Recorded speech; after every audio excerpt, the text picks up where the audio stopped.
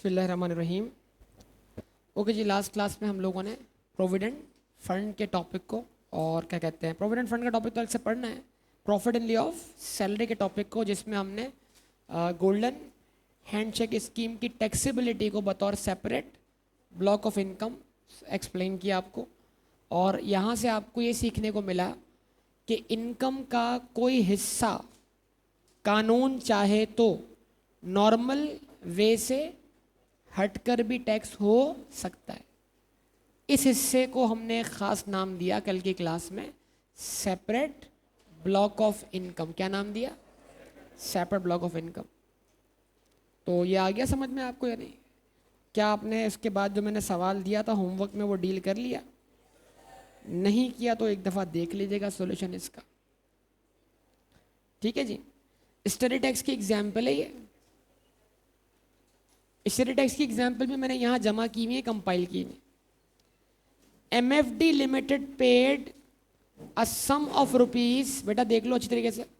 MFD limited paid a sum of rupees 500,000 under a golden handshake scheme to mister X in addition to the taxable salary of rupees 1,600,000 in the tax year 2026। क्या मतलब?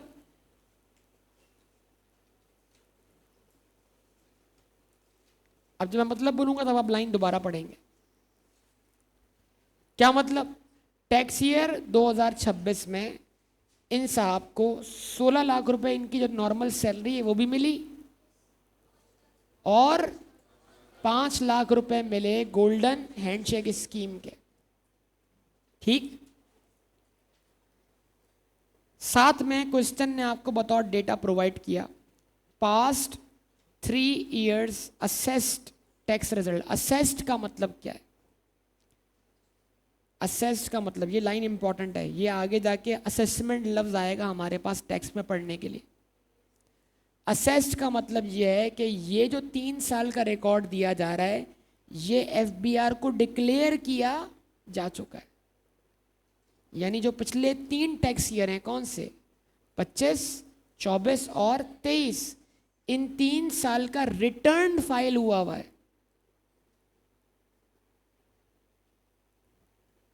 क्या समझा रहा हूं मैं? Return file का मतलब क्या है?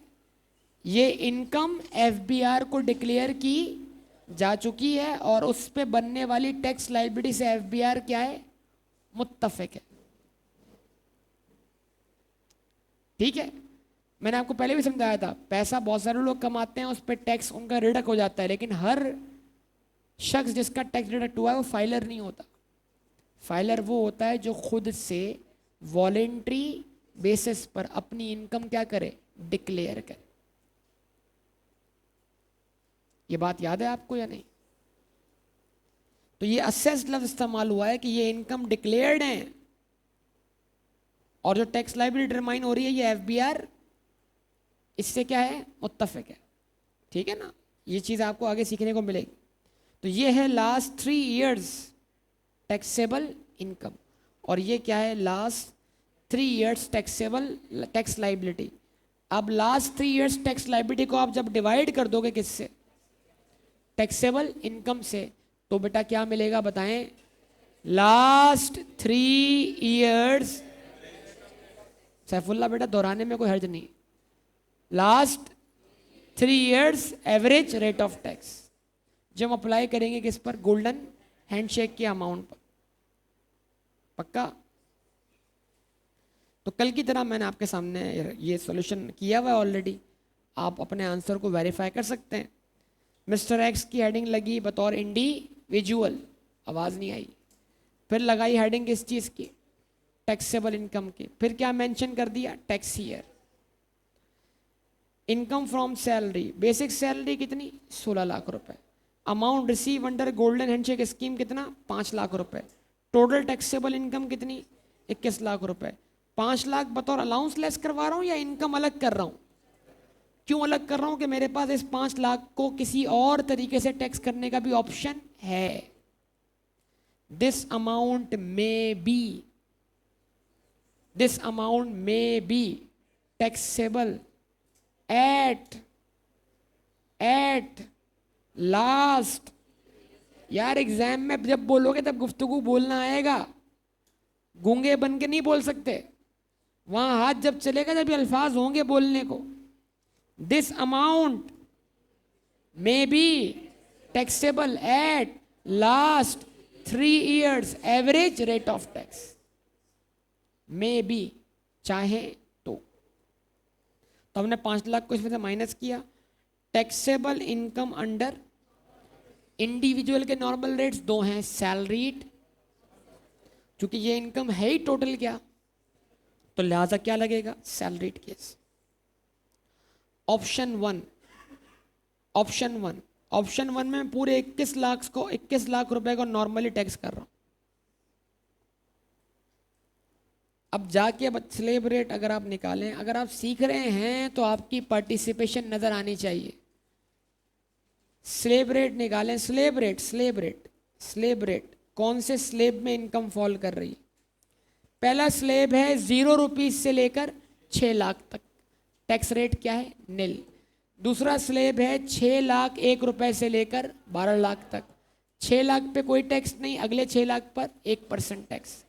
अगला स्लेब है 12 लाख से 22 लाख तक। तो जो 21 लाख रुपए हैं ये स्लेब 1 में है, स्लेब 2 में है या स्लेब 3 में है। तो स्लेब 3 में लोअर लिमिट क्या है, 12 लाख। हमने कहा टैक्स ऑन रुपीस 12 लाख, कितना, 6000, और टैक्स ऑन रुपीस अगले 9 लाख, 11%, कितना, 99,000। टोटल टैक्स लायबिलिटी कितनी बनी, 1,05,000। फिर उसके बाद हमने ऑप्शन नंबर 2 इस्तेमाल किया। ऑप्शन नंबर 2 में हमने क्या किया, हमने जो 5 लाख अलग करने के बाद इनकम बची कितनी, 16 लाख, सिर्फ उसको नॉर्मली टैक्स किया। अब हम क्या करेंगे, अगर हम 16 लाख पे भी टैक्स निकालें तो हमारा स्लेब वही रहेगा, 12 लाख से 22 लाख के दरमियान वाला। बोलें शाबाश। तो आप क्या बोलेंगे, tax on rupees 12 lakh 6,000, tax on rupees अगले 4 लाख, कितने परसेंट पर, 11% पर, कितना, 44,000। नॉर्मल इनकम पर, नॉर्मल सैलरी पर टैक्स लायबिलिटी कितनी क्रिएट हुई, 50,000। ये सब है आपके रजिस्टर में, है तो बेहतरीन, जबरदस्त। अब इसमें ऐड करवाएं tax on separate block of income, tax on rupees 5 lakh. ये कौन सा 5 लाख है, कंपनसेशन वाला, गोल्डन हैंडशेक स्कीम वाला। इसको हम अब नॉर्मली नहीं बल्कि सेपरेट ब्लॉक ऑफ इनकम बनाकर टैक्स कर रहे हैं at last 3 years average rate of tax. तो हम बोलेंगे tax on rupees 5 lakh at last 3 years average rate of tax, A upon multiplied by. अब ये मैंने बैलेंस डायरेक्ट यहां से उठा लिया, last 3 years tax liability A की value, last 3 years taxable income B की वैल्यू, और 5 लाख रुपए सी की वैल्यू। तो ए की वैल्यू 339,500, बी की वैल्यू 3,450,000, और सी की वैल्यू कितना टैक्स बना, 49,000। टोटल टैक्स लायबिलिटी कितनी आई, पहला ऑप्शन कितना टैक्स पे करने का है, दूसरा ऑप्शन कौन सा ऑप्शन फिजिबल है। अगर कल मैंने आपको पढ़ा दिया था, और ये आई कि अब मैं पास पेपर आया हुआ, बेटा किताब दिखाओ मैं इनको पास पेपर बताऊं कहां पर है। अब बराए मेहरबानी एक काम आपने करना है कि अब वो पास पेपर तो आप खुद सॉल्व करके दिखा दें। 5 नंबर का सवाल आया था मेरे ख्याल से पेपर में, सिर्फ एक छोटा सा चंक बनकर, और ये सिर्फ करने के बाद आप उसको कर लेंगे। हर चैप्टर के एंड पे उसके पास पेपर है। आप बताएं जरा रेजिडेंशियल स्टेटस का क्या हाल है जी। मैंने चैप्टर 1 पूरा कर लिया ना, तो रेजिडेंशियल स्टेटस के पास पेपर्स का क्या हाल है, क्या हाल है, बुरा हाल है।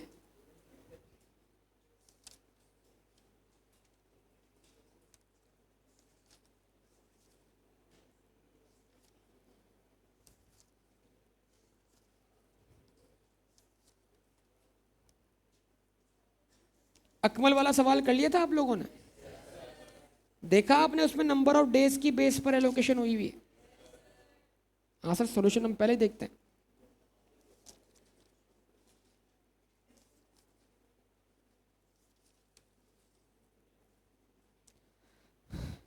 पेज नंबर 39 से आपकी एक्सरसाइज है चैप्टर 2B। क्या? चैप्टर 2B में सिर्फ सैलरी के वो पास्ट पेपर कंपाइल किए गए जो प्योरली सैलरी के पास्ट पेपर है, उसमें कोई और हेड ऑफ इनकम मौजूद नहीं।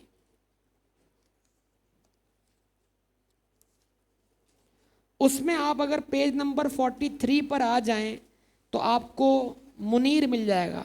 आसिम मुनीर नहीं भाई, मुनीर मुनीर जी। चले तो क्वेश्चन नंबर 14, ठीक है जी। कब का पेपर है? मार्च 2015 का,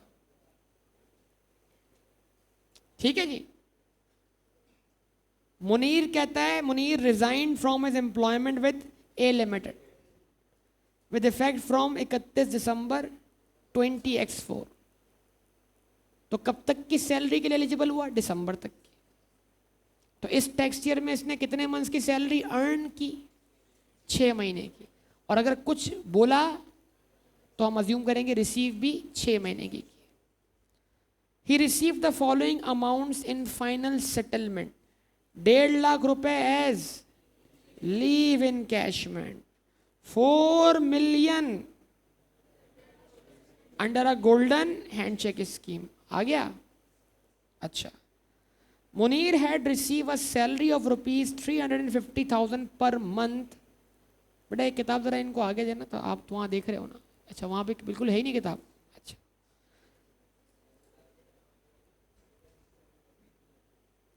Munir had receive a salary of ₹350,000 per month for a period of 6 month up to December. यानी जुलाई से लेकर दिसंबर की सैलरी उसकी कितनी है? 3.5 lakh per month, multiply by 12, है ना? ये तो मैं पूछा था, मल्टीप्लाई बाय 12। दिमाग सिग्नल देता है सीधा, मल्टीप्लाई 12। भाई मल्टीप्लाई बाय 6 होगा। His taxable income, his and tax liability during the preceding 5 tax year were as under. क्या मतलब? अब देखो ये है एग्जामिनर, पिछले 5 साल का चाहिए या रिसेंट 3 टैक्स ईयर्स चाहिए? तो आप 5 साल का एवरेज रेट ऑफ टैक्स इस्तेमाल करोगे या रिसेंट 3 टैक्स ईयर्स का? बस अब ये आपका काम है। कितने नंबर लिखे हैं बेटा? 6 नंबर है। मैं 1 नंबर और आ गया। अब ये वो सवाल है जो आप बड़ी आसानी से कर सकते हैं। अब ये कौन करेगा? हम नहीं, मैं से मुराद आप खुद मिलके नहीं करना सॉल्व, ठीक है?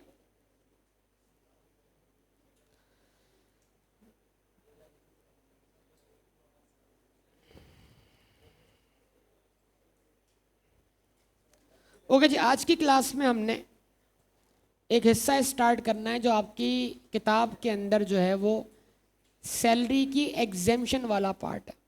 कौन सा वाला पार्ट है? यानी सैलरी के तौर पर मिलने वाले कौन कौन से अमाउंट्स क्या हैं? एग्जेम्प्ट हैं। आवाज नहीं आ रही। सैलरी के तौर पर मिलने वाले कौन कौन से अमाउंट्स क्या हैं? एग्जेम्प्ट है, ठीक है? सबसे पहले बात आ रही है क्या? क्या आ रही है? पेंशन। क्या? आवाज नहीं आ रही। क्या है जी? क्या होती है पेंशन? मैथमेटिकली पेंशन क्या होती है? परपिचुइटी। क्या होती है? पता है आपको या नहीं? Series of. भाई प्रोविडेंट फंड वन टाइम मिलेगा, जरा समझिएगा, ये बड़ी इंपॉर्टेंट बातें हैं। आज आप ड्यूरिंग जॉब पैसा कंट्रीब्यूट कर रहे हैं प्रोविडेंट फंड के लिए, तो वो आपका एन्युटी बन के क्या हो रहा है? सेव हो रहा है। लेकिन मैच्योरिटी डेट पर आपको लमसम पूरा अमाउंट क्या हो जाएगा? मिल जाएगा। ग्रेचुटी के अंदर भी ऐसे ही होगा, ग्रेचुटी भी आपको प्रिंसिपल प्लस इंटरेस्ट वापस मिल जाएगा।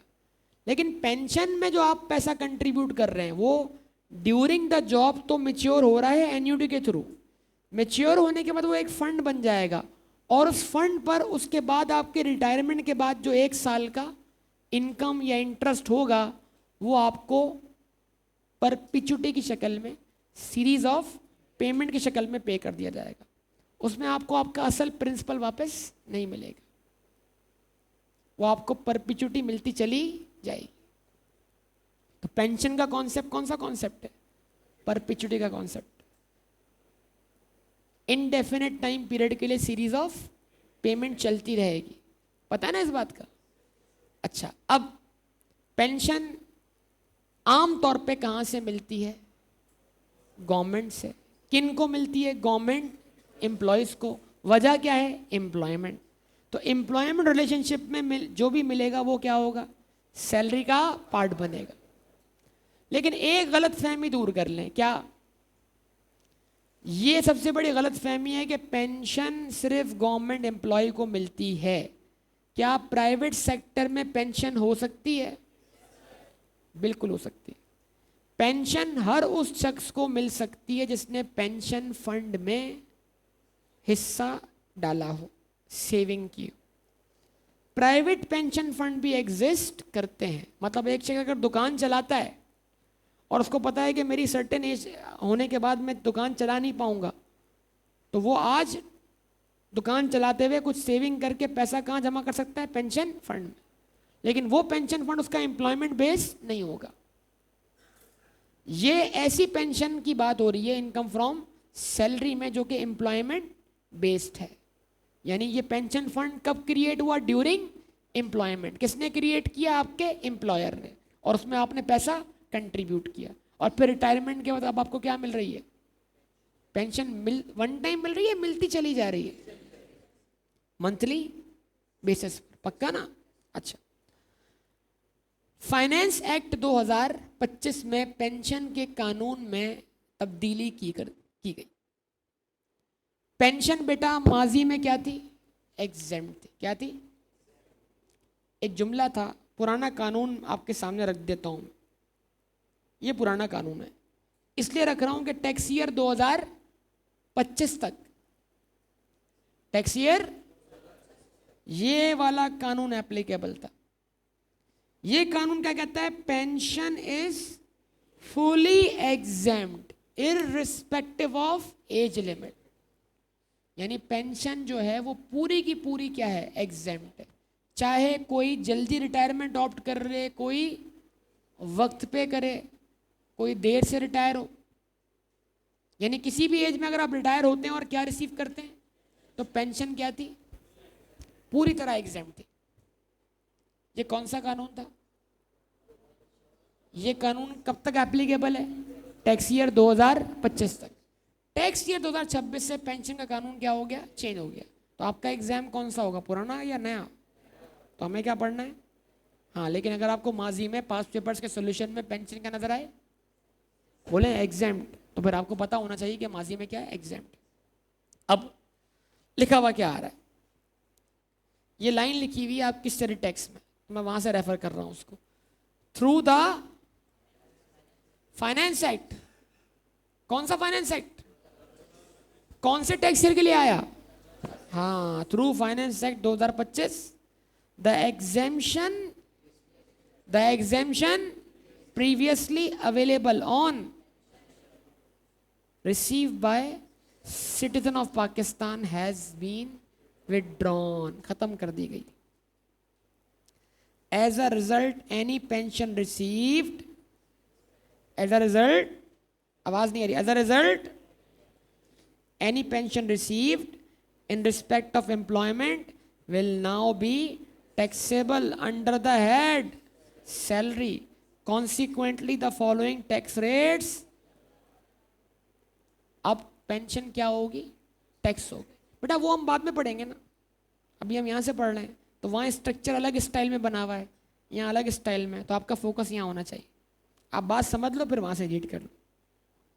ठीक है जी? माजी में पेंशन क्या थी, आज पेंशन क्या है? अब एक बात समझिएगा जरा, नॉर्मल स्लेब रेट में 0 रुपीज से लेकर 6 लाख रुपए तक जो इनकम है वो क्या है, एग्जेम्प्ट नहीं है। जुमला सुनिएगा, ये मैं आपको समझा रहा हूं। एग्जेम्प्ट इनकम वो होती है जिसको हम टैक्सेबल इनकम ही नहीं मानते। 0 रुपीज से लेकर 6 लाख रुपए तक जो इनकम है उस पर टैक्स रेट क्या है, यानी वो इनकम टैक्सेबल है, लेकिन 0% टैक्स रेट होना और बात है, एग्जेम्प्ट होना और बात। कल तक पेंशन पर किसी किस्म का कोई टैक्स रेट अप्लाई नहीं होता था। आज पेंशन के बारे में क्या बोला जा रहा है, where the amount of pension received does not exceed ₹10 million का मतलब होता है 1 करोड़ रुपए। अगर आपने एक साल में 1 करोड़ रुपए से ज्यादा पेंशन रिसीव नहीं की तो 10 मिलियन तक जो भी पेंशन है वो कितने % से टैक्स होगी? आवाज नहीं आ रही। इस 0% को मैं एग्जेम्प्ट नहीं बोलूंगा टेक्निकली, लेकिन आम आदमी की जबान में हम इसको एग्जेम्प्ट बोलते हैं। जैसे मैंने वहां क्या बोला, बेसिक एग्जेम्पशन। 6 लाख रुपए को मैंने क्या बोला, बेसिक एग्जेम्पशन, लेकिन हकीकत में वो 6 लाख रुपए मेरी टैक्सेबल इनकम का पार्ट है, बस उस पर टैक्स क्या है, 0, तो उसको मैं टैक्सेबल इनकम बोलता हूं। Where the amount of pension received rupees exceed 10 million and as is less than 5% of the amount exceeding rupees, यानी अगर एक शख्स की एज 50 साल है, उसको 11 मिलियन रुपीज मिले हैं बतौर पेंशन, तो 10 मिलियन को छोड़कर जो 1 मिलियन है उसका टैक्स रेट क्या है, 5%। अगर किसी शख्स को पेंशन मिली है 15 मिलियन, तो 10 मिलियन को छोड़कर जो ऊपर के 5 मिलियन है उसका टैक्स रेट कितना है, 5%। आवाज नहीं आ रही। अगर किसी को पेंशन मिली है 25 मिलियन, तो 10 मिलियन को छोड़कर जो ऊपर 15 मिलियन है उस पर टैक्स रेट कितना है, पक्का? इससे क्या सीखने को मिल रहा है, पेंशन भी सेपरेट ब्लॉक ऑफ इनकम बन के टैक्स हो रही है।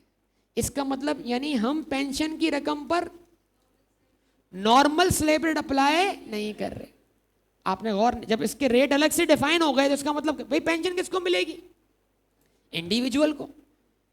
एम्प्लॉयमेंट कौन कर रहा था, सैलरी का हेड किसके पास होता है, तो इंडिविजुअल के टैक्स रेट आपको नहीं पता क्या, सैलरीड और क्या ये सैलरीड और नॉन सैलरी टैक्स रेट है, या ये अलग से टैक्स रेट डिफाइन हुए हैं? किसके लिए डिफाइन हुए हैं, किसके लिए, इंडिविजुअल के लिए। उसका मतलब ये हुआ कि सैलरी में पेंशन का जो हिस्सा है वो भी सेपरेट ब्लॉक ऑफ इनकम। अब आहिस्ता आहिस्ता वैरायटी बढ़ना शुरू हो जाएगी, लेकिन ये सेपरेट ब्लॉक ऑफ इनकम मेरे लिए ऑप्शन है नहीं, ऑप्शन नहीं है, ये मैंडेटरी है। जैसे वहां लिखा this amount may be taxable, लेकिन यहां लिखा हुआ है पेंशन इज टैक्सेबल, यानी पेंशन इस तरीके से टैक्स होगी। और जो आगे लिखा हुआ है ना FTR, वो एक पॉइंट में बहुत तफसील से समझाऊंगा आपको, ये पहले भी तस्करा कर चुका हूं मैं। FTR फाइनल टैक्स रिजीम, ये एक टेक्निकल मसला है, लेकिन इसको समझने के लिए थोड़े वक्त के साथ साथ टैक्स की जितनी प्रैक्टिस और अंडरस्टैंडिंग होगी, इसको समझना क्या हो जाएगा, आसान हो जाएगा। तो इसका मतलब क्या हुआ, पेंशन सैलरी का हिस्सा है लेकिन नॉर्मल रेट से टैक्स नहीं होगी। पेंशन के 2 ही रेट्स हैं, बताओ कितने, 0%, यानी अगर पेंशन अप टू 10 मिलियन है 0%, और अगर पेंशन 10 मिलियन से एक्सीड करती है तो जो हिस्सा एक्सीड करता है उसका 5%। और अगर कोई शख्स ऐसा है जिसकी एज 70 साल से ज्यादा हो तो उसकी पेंशन एग्जेम्प्ट है। एग्जेम्प्ट मतलब जैसे पहले एग्जेम्प्ट थी वैसे आज एग्जेम्प्ट, यानी उसको अब पेंशन को टैक्सेबल इनकम में शामिल ही नहीं करना, क्योंकि वो इनकम ही एग्जेम्प्ट है, उसको टैक्सेबल इनकम बोला ही नहीं जाएगा। याद रखेंगे ना ये बातें? अच्छा, अब आपकी थोड़ी सी मुझे सेंस ऑफ अंडरस्टैंडिंग समझनी है कि आप चीज़ों को पढ़कर कितना समझने के काबिल हुए हैं। तो मैं चाहूँगा कि आप किताब का स्टडी टेक्स्ट का, मैं स्टडी टेक्स्ट क्यों करता हूँ, सामने लाता हूँ जगह जगह, किताब हमारे लिए रेलेवेंट ये है, लेकिन एग्जामिनर के सामने जो किताब है ना वो स्टडी टेक्स्ट है। हमारा पढ़ना समझना इसके ज़रिए आसान है, लेकिन एग्जामिनर के सामने स्टडी टेक्स्ट है, वो उसको अहमियत देता है। तो हमने भी जहाँ जहाँ वो रेलेवेंट होगा उसको अहमियत देनी हो, ठीक है ना। अब आप क्या करें, ये वाला पार्ट खुद से पढ़ें और काइंडली मुझे बताएं कि आपको ये जो pension taxable under NTR, NTR normal tax regime, normal tax regime मतलब सैलरीड या नॉन सैलरी टैक्स रेट। तो ये जो जुमला लिखा हुआ है यहां पर आपके सामने, इसको आप सब पढ़ के बताएं कि ये क्या लिखा हुआ है। मैं आपसे डिस्कशन मोड में बात करना चाहता हूं, और फिर जब डिस्कशन हो जाएगा तो मैं इसका एक आपको समराइज्ड पॉइंट बता दूंगा। जी बताइए।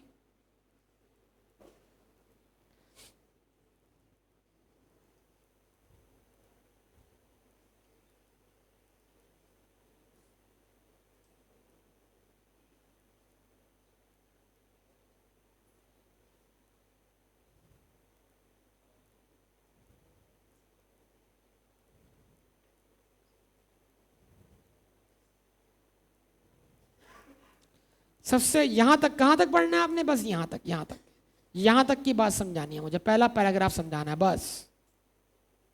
आगे जाएंगे तो पिछला भी भूल जाएंगे। जी कोई जो बताए, हाँ बोले।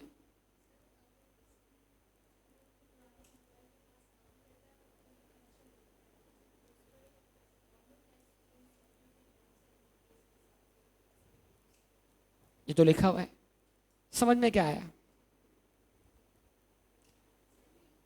देखिए सिंपल करते हैं ना, आप उसको बोलें कि वो पेंशन फिर कौन से रेट से टैक्स होगी, सैलरीड और, अच्छा ये क्या सिनेरियो, हाँ भाई और किसी को समझ में आया हो?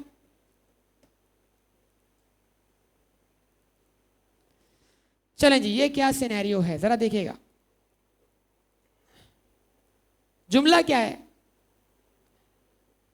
कि क्या ये मुमकिन है कि आप एक जगह एम्प्लॉय थे, अब आप कहाँ पहुँच गए, रिटायरमेंट एज पर, और अब आपका यहाँ एम्प्लॉयमेंट कॉन्ट्रैक्ट क्या हो गया, कंप्लीट हो गया, रिटायर हो गया।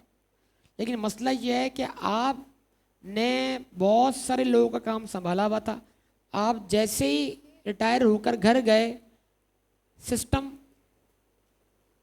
क्रैश हो गया, क्रैश मतलब वो बिजनेस चल नहीं पा रहा, कोई चीज़ जिस जगह होनी चाहिए उस जगह नज़र नहीं आ रही।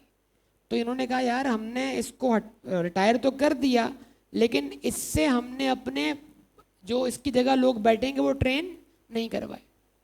तो क्या ये मुमकिन है कि एक इदारे से आप क्या हुए हों, रिटायर हुए हों, और रिटायर होने के बाद वो आपको कॉन्ट्रेक्चुअल बेसिस पर आपको री अपॉइंट कर ले?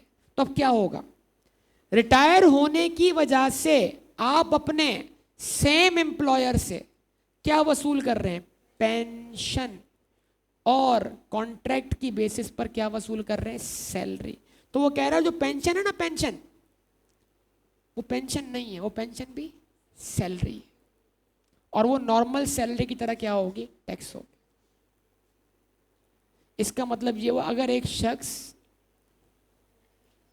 रिटायरमेंट के वापस सेम एम्प्लॉयर के पास अपना जॉब कंटिन्यू करता है, तो फिर उसकी पेंशन को एक तरह से पेंशन माना, बल्कि सैलरी ही माना जा रहा है, और उस पर ये 0% और 5% का रेट एप्लीकेबल नहीं है, बल्कि नॉर्मल स्लेब रेट एप्लीकेबल है। पर उसकी पेंशन जो होगी वो सैलरीड या नॉन सैलरी टैक्स रेट से टैक्स होगी, उसको सेपरेट करने की जरूरत है या जरूरत नहीं है?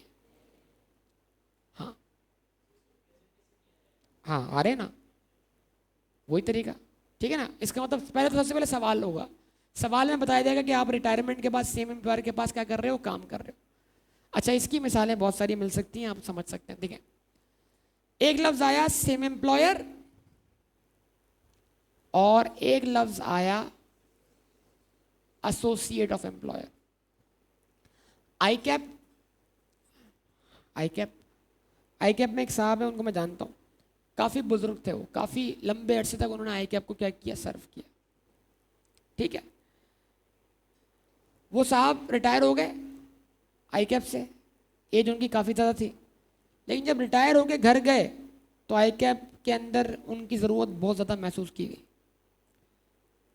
कुछ दिनों बाद ही आई कैप ने उन साहब को कॉन्ट्रेक्चुअल बेसिस पे रीअपॉइंट कर लिया 3 साल के लिए। बोला आप 3 साल और काम करें और अपने यहाँ जो इर्द गिर्द के लोग हैं ना, जरा उनको क्या करें, काम समझा दें, ट्रेन करें, ताकि आपकी गैर मौजूदगी में जो डिस्टर्बेंस हो रही है वो ना हो।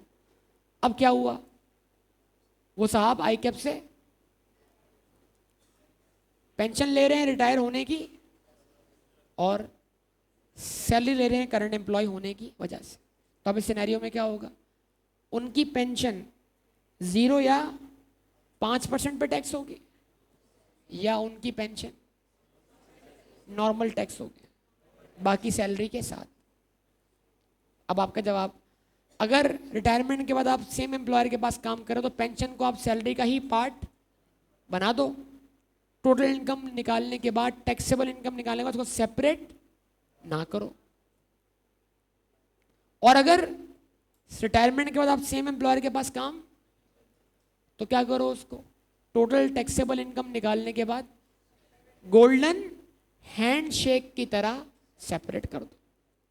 लेकिन गोल्डन हैंडशेक में हमने दोनों तरीकों से टैक्स कैलकुलेट किया था, क्योंकि वहां ऑप्शन था, यहां ऑप्शन नहीं है, यहां मैंडेटरी है। तो फिर यहां पर हम क्या करेंगे, पेंशन को सेपरेट ब्लॉक ऑफ इनकम बना के ही क्या करेंगे, टैक्स करेंगे। अच्छा, अब बात आती है किसकी, एसोसिएट की। क्या, एसोसिएट एक बड़ी इंपॉर्टेंट टर्म है, आगे चल के पढ़ाऊंगा, लेकिन अभी आसान लफ्ज में बताऊं, एसोसिएट का मतलब होता है रिलेटेड पर्सन। क्या, जैसे बाप बेटा, हस्बैंड वाइफ, ठीक है, भाई बहन, ठीक है जी। कंपनी लेवल पे देखें तो पेरेंट एंड सब्सिडरी। तो आप कल तक एम्प्लॉय थे किसके, पेरेंट कंपनी के, रिटायरमेंट के बाद आप काम कर रहे हैं सब्सिडरी कंपनी के पास। तो इसको भी सेम समझा जाएगा कि आप कल तक एम्प्लॉय थे बाप के, वहां से रिटायर होकर आप बन गए एम्प्लॉय किसके, बेटे के। तो आप अगर रिटायरमेंट के बाद आप सेम एम्प्लॉयर या उसके एसोसिएट के पास काम कर रहे हो, तो भी अब आपकी pension separate block of income बनकर टैक्स नहीं होगी, बल्कि नॉर्मली टैक्स हो। अच्छा, इसकी मैं आपको मिसाल देता हूं। एक साहब Hesco, Hyderabad electric supply corporation में इंटरनल ऑडिट डिपार्टमेंट में काम करते थे, मैं उनको जानता हूं, ठीक है ना। वो भी बड़े मतलब मेहनती एम्प्लॉय थे यहाँ के। रिटायर हुए, हालांकि उनको एक बीमारी हो गई थी, उनकी एक टांग जो है ना किसी वजह से जाया हो गई थी, व्हील चेयर पे आते थे, यहाँ पर व्हील चेयर में जॉब करते थे। तो रिटायर हुए, रिटायरमेंट के बाद उनको जेनको ने अपॉइंट कर लिया, जेनको जामशोरो। तो अब हैस्को और जेनको दोनों अगर अंडर कॉमन कंट्रोल है, कॉमन कंट्रोल मतलब हैस्को के भी शेयर भी गवर्नमेंट ऑफ और जेनको भी शेयर भी क्या है, तो ये दोनों आपस में बन गए क्या, भाई बहन, यानी एसोसिएट। तो अगर रिटायर हुए कहां से, हैस्को से, और कॉन्ट्रेक्चुअल बेसिस पे काम कर रहे हैं कहां पर, और हैस्को और जेनको आपस में क्या है, एसोसिएट। बहन भाई, तो आपको समझ में आ गया ना, आप जुमला क्या बोलना है, एसोसिएट। तो अब इसका मतलब ये है हेस्को से मिलने वाली पेंशन, जैनको से मिलने वाली सैलरी के साथ सेपरेट ब्लॉक होकर टैक्स होगी, नॉर्मली टैक्स होगी, नॉर्मली टैक्स। ठीक है जी। सरफराज को क्या हुआ? जबरदस्त। वो कहते हैं क्रिकेट के लाए सर। भाई सरफराज अहमद साहब बतौर कप्तान क्या हो गए? रिटायर हो गए। तो अगर वो सेंट्रल कॉन्ट्रैक्ट में थे तो उनको क्या मिल रही थी? अब वो रिटायर हुए तो क्या मिलेगी? और उसके बाद बतौर कोच रीअपॉइंट हो जाएंगे तो मुबारक हो गए। तो अगर बतौर कोच वो रीअपॉइंट हो गए तो अब पीसीबी से वो क्या ले रहे हैं? सैलरी भी ले रहे हैं। और तो अब बेहतरीन बात अपने मतलब की एग्जाम्पल ढूंढ लाते हो पक्का?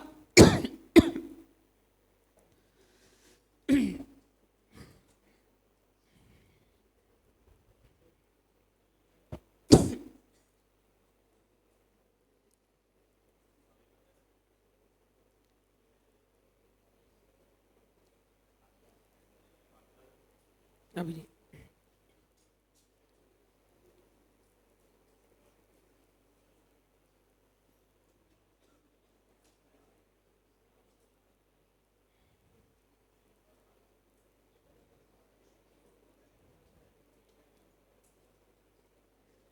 ये आप कॉपी कर लें अपने पास, आपके लिए आसान हो जाएगा। क्या है ये पूरा सिनेरियो हमने एक चार्ट की शक्ल में कन्वर्ट कर दिया। देखें क्या है। सबसे पहले आसान, सबसे आसान बात करें। क्या कोशिश क्या होगी? जो टैक्स पेयर की मेंटेलिटी है ना, जो सबसे पहले वो ख्वाहिश करता है, क्या ख्वाहिश करेगा? उसकी इनकम क्या हो? तो पहली ख्वाहिश एग्जेम्प्ट। कब? जब उसकी एज, गवर्नमेंट ने भी हमारी जो है वो एज ऐसी रखी है कि वहां तक पहुंचते पहुंचते ठीक है ना, एवरेज एज तो नहीं है ना पाकिस्तान में। ये 60 साल थी पहले। शहबाज शरीफ साहब ने 10 साल का क्या कर दिया? इसमें इजाफा कर दिया। माशाल्लाह, बड़ी बड़ी हूं। खान साहब भी 70 के करीब ही हैं बेटा। ठीक है ना। पेंशन मेरे ख्याल से ये शहबाज शरीफ साहब खान साहब से छोटे हैं शायद। पेंशन एग्जेम्प्ट है कब? जब एज 70 साल से ज्यादा हो। पेंशन टैक्सेबल है। कौन से तरीके से? फाइनल टैक्स रिजीम वाले तरीके से। इस लफ्ज को मैं फिर बोल रहा हूं, डिफाइन करूंगा। इसके अंदर भी एक अपना एक सेंस है, लेकिन अभी आप इसका मायना दिमाग में बैठाएं, सेपरेट ब्लॉक ऑफ इनकम। ठीक है। तो पेंशन टैक्सेबल है। Pension separate block of income बनकर कितने % रेट से? कब तक? जब तक अमाउंट 10 मिलियन से एक्सीड ना करे। पेंशन टैक्सेबल है 5% से, जब अमाउंट 10 मिलियन से एक्सीड करे। आवाज नहीं आ रही। और लगेगा किस पर? जो अमाउंट 10 मिलियन से ऊपर होगा। 10 मिलियन तक तो 0% ही है। पेंशन टैक्सेबल है नॉर्मली दीगर सैलरी के साथ, यानी उसको सेपरेट ब्लॉक ऑफ इनकम करने की, आवाज नहीं आ रही, पार्टिसिपेट कर ले। पेंशन टैक्सेबल है एनटीआर में, यानी नॉर्मली, नॉर्मल रेट से सैलरी दिया। कब? If a person works for the same employer और एसोसिएट। बन गया? समझ में आ गया स्ट्रक्चर या नहीं आया? भाई बोले, मैं आपसे बात कर रहा हूं। कंफर्म याद हो जाएगा ये आपको। सबसे पहले आसान बात, एग्जेम्प्ट किसके लिए? जिसकी एज 70 साल से ज्यादा हो। Number 2 option taxable. पहला ऑप्शन टैक्सेबल का सेपरेट करके एफटीआर, उसमें टैक्स रेट पहला 0%। कब? जब इनकम अप टू 10 मिलियन, और 5% जब इनकम 10 मिलियन से, पेंशन 10 मिलियन से क्या करती हूँ, एक्सीड करती हूँ। लेकिन ये 5% पूरी पेंशन पे अप्लाई नहीं होगा, बल्कि एक्सीडिंग अमाउंट पे अप्लाई होगा। फिर पेंशन टैक्सेबल होगी नॉर्मल रेट से, सैलरीड, या ये कब होगा? If a person works for the same employer और एसोसिएट।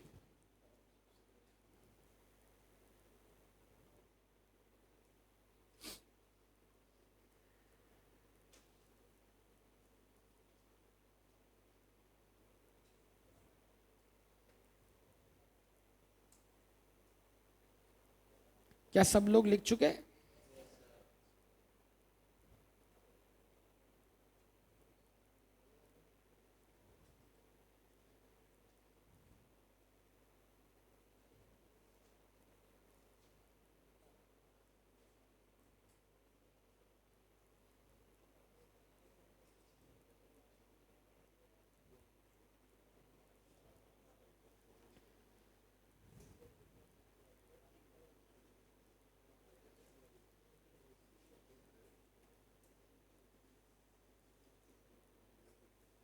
चलिए अब आते हैं आपकी किताब के।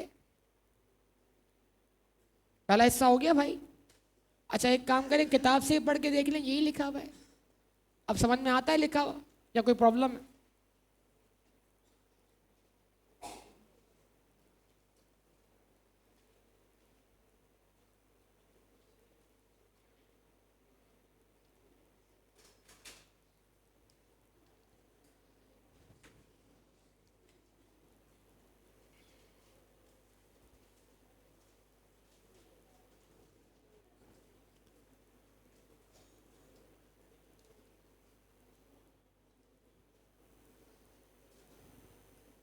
आ गया समझ?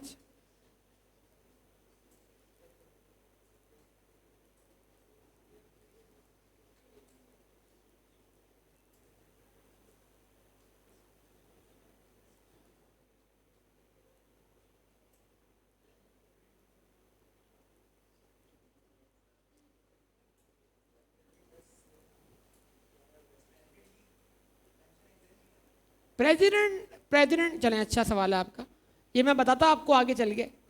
प्रेसिडेंट की सैलरी भी एग्जाम, प्रेसिडेंट की पेंशन भी एग्जाम, प्रेसिडेंट के हाथ से आपको जो मिले वो भी एग्जाम। प्रेसिडेंट के हाथों में एग्जामेशन है। प्रेसिडेंट ने आपको अपने हाथों से 10 लाख का चेक दिया, वो 10 लाख रुपए आपकी इनकम एग्जाम्ड। प्रेसिडेंट ने आपको गोल्ड मेडल पहनाया, आई कैप के प्रेसिडेंट ने नहीं भाई। हाँ ऐसा मतलब प्रेसिडेंट का मतलब in context of ICAP, president of ICAP नहीं भाई, president of Pakistan, king of Pakistan. फिल वक्त कौन है? चले सही है ना? तुम किंग बाबर कहते हो, किंग आमिर कहते हो, हैं असल किंग तो कौन है? फिर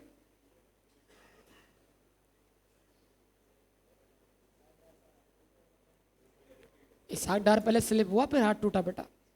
हाथ टूटा नहीं है, वो हाथ में जो हल्का सा बाल आता ना, बाल वो कहते हैं, वो आ गया।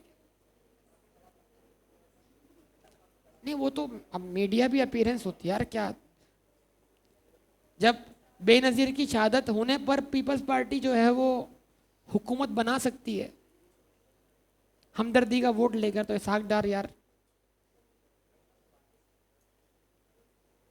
चले बहरहाल पढ़ लें, वापस आ जाए, आप ये लिखना शुरू कर दें। आप वो कह रहे थे प्रेजेंटेशन कैसे होगी, मैंने कहा चले पहले प्रेजेंटेशन देख लेते हैं। आइए, पेंशन डिफरेंट सिनेरियोज। पेंशन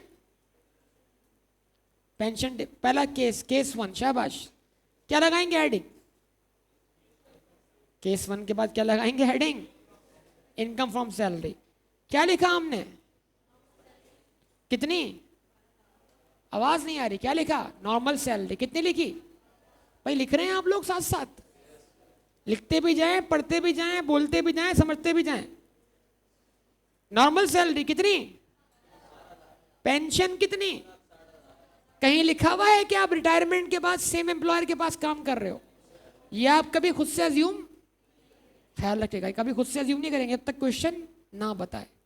तो इसका मतलब क्या हुआ, आप अज्यूम करेंगे ये कहीं और काम कर रहे हैं अभी, और पेंशन कहीं और से मिल रही है, और इन दोनों का आपस में कोई ताल्लुक, एसोसिएट वाला भी ताल्लुक नहीं। समझे बात या नहीं? तो नॉर्मल सैलरी, अरे बोलो भाई, पेंशन, टोटल टैक्सेबल इनकम।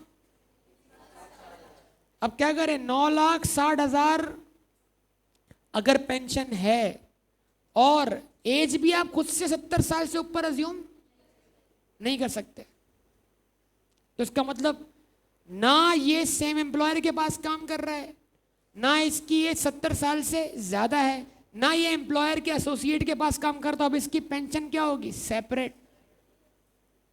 समझे बात या नहीं? तो फिर हमने नॉर्मल टैक्स किस पे लगाया, 12 लाख पर। आप सब जानते हैं 12 लाख पे कितना टैक्स है, 6,000। लगाने का तरीका ये है, टैक्स ऑन रुपीज 6 लाख कितना, नील। टैक्स ऑन रुपीज अगले 6 लाख कितना, 1%, कितना बना, 6,000। अब मैं बोलूंगा ऐड टैक्स ऑन पेंशन यानी सेपरेट ब्लॉक ऑफ इनकम, कितना, 9,60,000 का 0%। क्यों, 10 मिलियन तक रेट कितना है, 0। तो 6,000 प्लस 0 आंसर इज 6,000। कोई मसले वाली बात है इसमें? आया समझ या नहीं आया? जल्दी करो शाबाश, जल्दी जल्दी। हाँ भाई, हो गई प्रेजेंटेशन? ये नहीं हुई? पड़ोसी से पूछो। तुम यार सीट चेंज कर लो कल से। हाँ अच्छा, ये वाली सीट पे बैठोगे? ये वाली सीट तो यहां देखती है बेटा, वहां नहीं देखती। इस पे जो बैठता है वो घूमना शुरू कर देता है। आओ इस पे एक ऑप्शन और है, वो दिखाता हूं, अगर तुम आके बैठो तो।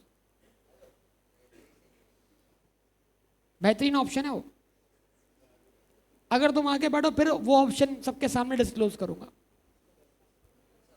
भाई कुर्सी घूमती है तो पता होगा तुम्हें, घूमने के अलावा एक ऑप्शन और भी है।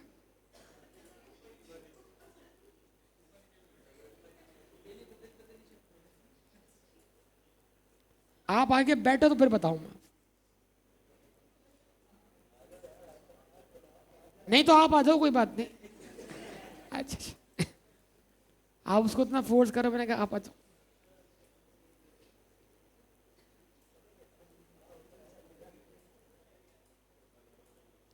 जी यहां तक लिखा सब लोगों ने? अच्छा।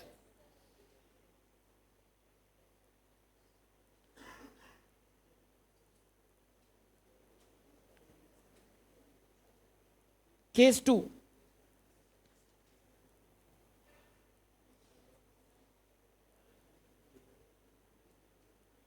इनकम फ्रॉम सैलरी के हेड में इनके पास सिर्फ क्या है, रिटायरमेंट के बाद ये साहब क्या कर रहे हैं, बिजनेस। तो ये है इनकम फ्रॉम सैलरी, पेंशन के नाम से। रिटायरमेंट के बाद कहीं जॉब कर रही है, अपना कारोबार शुरू कर दिया। इनकम फ्रॉम बिजनेस, कितना कमाया। तो ये कौन सा हेड है, अरे बोलो भाई, ये कौन सा हेड है, ये कौन सा हेड है। पेंशन खुद कोई हेड थोड़ी है, पेंशन सैलरी का हिस्सा है। तो ये कौन सा हेड है, इनकम फ्रॉम, अरे भाई ये इनकम फ्रॉम सैलरी। ये कौन सा हेड है, इनकम फ्रॉम। ये कौन सा हेड है, टोटल इनकम कितनी है, टोटल इनकम कितनी है। इसमें से हम 12 मिलियन को क्या कर रहे हैं, सेपरेट। बताओ क्यों सेपरेट कर रहे हैं, क्योंकि लॉ ने हमें पेंशन का टैक्स रेट अलग से दिया है, 0% या 5%। और ये तो रिटायरमेंट के बाद कहीं जॉब ही, तो इसकी पेंशन नॉर्मली टैक्स होने का सवाल ही पैदा नहीं होता। बोले जवाब दें। तो अब बताइए, 15 में से हमने 12 मिलियन का कर दिए, तो जो taxable income under normal tax rate बची वो सिर्फ इनकम फ्रॉम बिजनेस के बराबर है। यस और नो बोलो। इनकम फ्रॉम बिजनेस होने का मतलब ये है कि आपके पास सैलरी तो है ही नहीं अब, सैलरी को तो क्या कर दिया आपने, इसमें से सेपरेट कर दिया। तो इसके इनकम फ्रॉम बिजनेस के ऊपर हम कौन से टैक्स रेट अप्लाई करें, सैलरीड या नॉन सैलरीड? Non salaried. कौन सा टैक्स रेट अप्लाई करें, नॉन सैलरी। तो हमने क्या लिखा, टैक्स लाइबिलिटी, प्लीज रिस्पॉन्स करें, टैक्स लाइबिलिटी। अब शाबाश, सब लोग इसको यहां तक लिखे भी और टैक्स रेट्स निकालें। लिखा लिखा बेटा यहां तक? पेंशन कितनी लिखी, 12 मिलियन, 12 लाख नहीं है, 1,20,00,000 है, 12 मिलियन।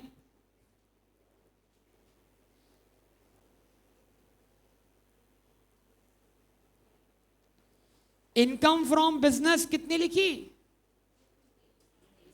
3 मिलियन। दोनों का सम कितना आया, 15 मिलियन। क्या बोले हैं इसको हम, टोटल टैक्सेबल इनकम। टोटल भी बोल रहे हैं और टैक्सेबल भी बोल रहे हैं, वजह अलाउंस नहीं है। और याद रखिएगा, अलाउंस सिर्फ उसी इनकम से लेस होगा जो नॉर्मली टैक्स होती है। Allowance separate block of income से लेस। ये कुछ बातें, कुछ डिसीजन मेकिंग वक्त के साथ साथ डेवलप होगी। फौरन अगर हमने सब कुछ एक साथ एक जगह जमा कर दिया तो कुछ भी समझ में, तो हम चाहते हैं कि हम चीज़ों को वक्त के साथ साथ एक्सप्लोर करते रहे। समझे पॉइंट या नहीं? तो एक बता रहा हूं एक बात मैं आपको, कि अगर अलाउंस होता तो इस बैलेंस में से लेस होता। किस में से, 3 मिलियन में से, 12 में से लेस नहीं होता, क्योंकि वो 12 जो है वो सेपरेट, 12 जो है वो सेपरेट ब्लॉक ऑफ इनकम। हाँ, अगर 12 नॉर्मल इनकम होती तो फिर टोटल में से हम लेस करवा देते। समझे बात या नहीं? खैर,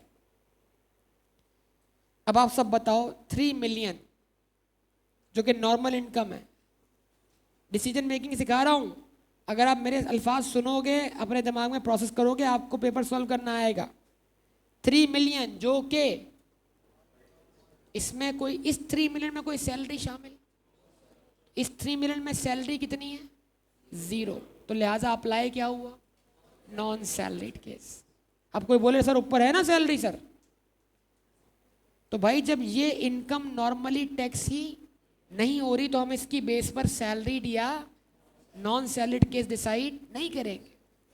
हम सैलरीड या नॉन सैलरीड केस सिर्फ उन्हीं इनकम के तहत डिसाइड करेंगे जो कि नॉर्मली टैक्स हो रही हो। तो अभी नॉर्मल टैक्स रेट अप्लाई होने वाली इनकम कितनी है, 3 मिलियन। इसमें कोई सैलरी मौजूद है, बोलो यार, नहीं है ना? तो इसका मतलब सैलरी का एग्जिस्टेंस इस बैलेंस में क्या है, 0। तो क्या अप्लाई करूं? अगर इसमें सैलरी 75% भी होती तो भी क्या लगाता, नॉन सैलरीड केस। और अगर इसमें सैलरी 75% से क्या होती तो फिर क्या लगाता। ये सब बातें आपको सिखा दी है मैंने, यहां तक का सम कर लिया।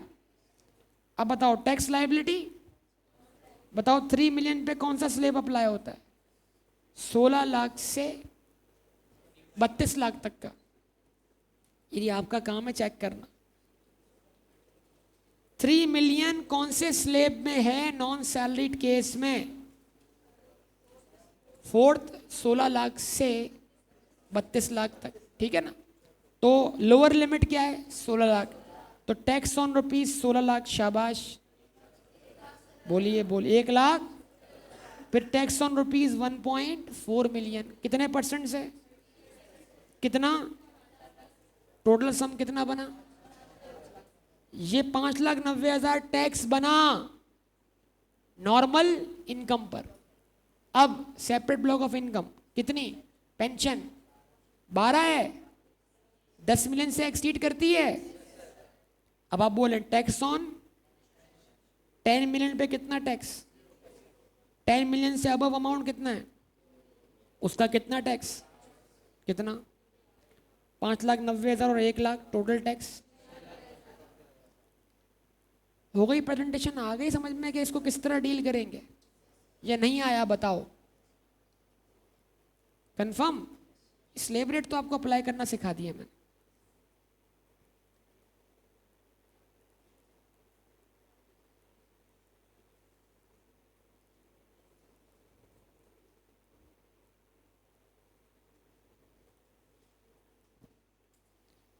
केस 3, थक गए? थक गए? देखें हालात ही आप कैसे। 4B 5B है।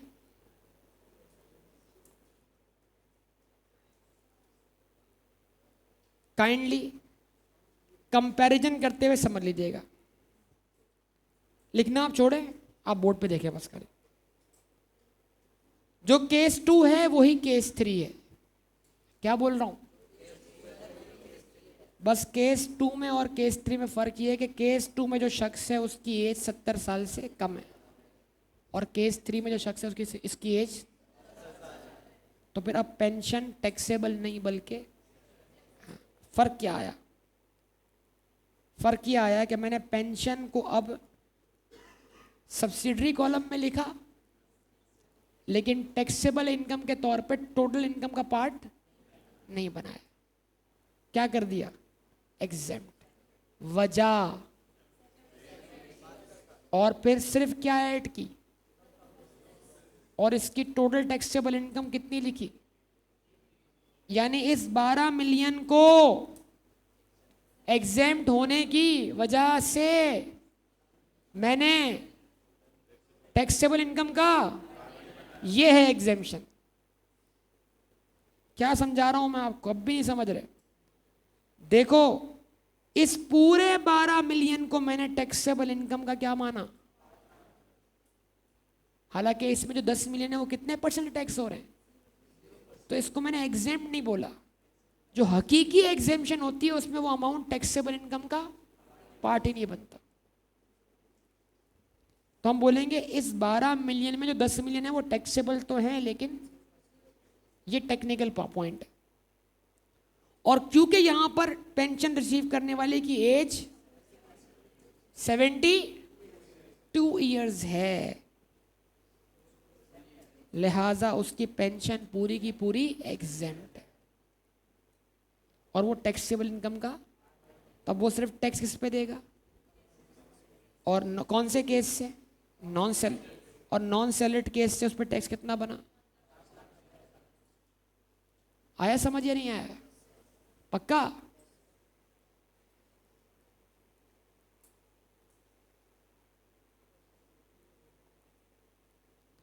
अब जो केस 1 है उसको मैंने केस 4 बना दिया। आवाज नहीं है? केस 1 को क्या बना दिया? ये आप करके देखिएगा। नॉर्मल सैलरी कितनी, पेंशन कितनी, लास्ट टाइम इस 9,60,000 को मैंने क्या कर दिया था? अलग कर दिया था। लेकिन अब मैं बोल रहा हूं case 4, if a person works for the, तो अब ये 9,60,000 सेपरेट होंगे या नहीं होंगे? तो अब आपको पूरे 21,60,000 पे टैक्स निकालना है। कैसे? 12 लाख पे कितना टैक्स? 6,000। 9,60,000 0% से टैक्स नहीं होगा, स्लेब रेट के मुताबिक अब 11% से टैक्स हो। क्यों? क्योंकि अगर आप सेम एम्प्लॉयर के पास काम करते हो तो अब आपकी पेंशन नॉर्मली टैक्सेबल है। समझे कुछ बात या नहीं? तो ये 2 एग्जाम्पल आप अपने पास लिखें, नोट डाउन करें। फिर ये दूसरा केस मैंने बनाया, नॉर्मल सैलरी कितनी, पेंशन कितनी, टोटल सैलरी कितनी, इनकम फ्रॉम बिजनेस कितनी, ज़कात कितनी, टैक्सेबल इनकम कितनी। अब आप देखें ऊपर जुमला क्या लिखा हुआ है, सुनिएगा। If a person works for the, और तो इसका मतलब ये 11.6 मिलियन नॉर्मली टैक्स होंगे या सेपरेट होकर? तो अब इसको नॉर्मल इनकम ही मानूं या सेपरेट इनकम मानूं? तो नॉर्मल इनकम में शामिल है, सेपरेट नहीं किया ना मैंने, अलाउंस क्या करवा दिया, टैक्सेबल इनकम कितनी आ गई। तो अब टोटल सैलरी कितनी है, टैक्सेबल इनकम कितनी है, तो इस 14 मिलियन में 11.6 मिलियन इसलिए शामिल किया है कि अब ये नॉर्मली टैक्स होंगे। तो अब सैलरीड या नॉन सैलरीड केस डिसाइड करने के लिए इसको भी कंसीडर किया, 14 को लाके डिवाइड करें किससे, 16.46। शाबाश।